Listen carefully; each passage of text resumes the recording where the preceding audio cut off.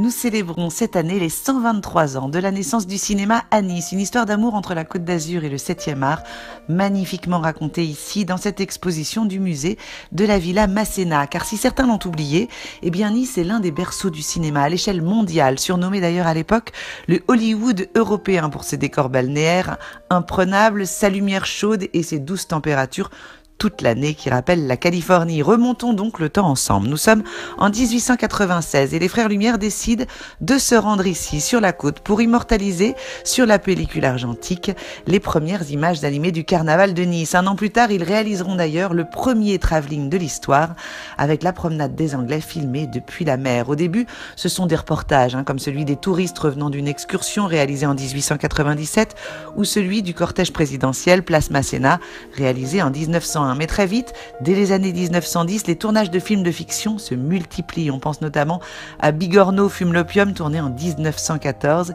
Les studios fleurissent dans la région avec l'apparition des premiers studios Pathé, puis Gaumont.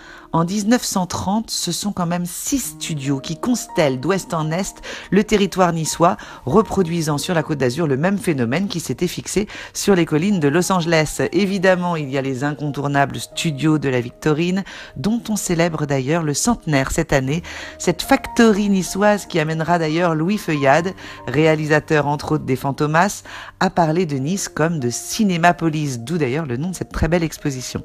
On y verra éclore une prodigieuse filmographie dans laquelle on identifie de vraies pépites qui ont marqué l'histoire du cinéma. On pense immédiatement à quelques chefs-d'œuvre iconiques comme La montée vers l'Acropole, Sherazade, Les enfants du paradis de Marcel Carné, La baie des anges de Jacques Demy, Le mystère Picasso de Clouseau, La nuit américaine de Truffaut, Les vacances de Mr Bean, Jamais plus jamais, La panthère rose, Jeux interdits ou encore Magic in the Moonlight de Woody Allen.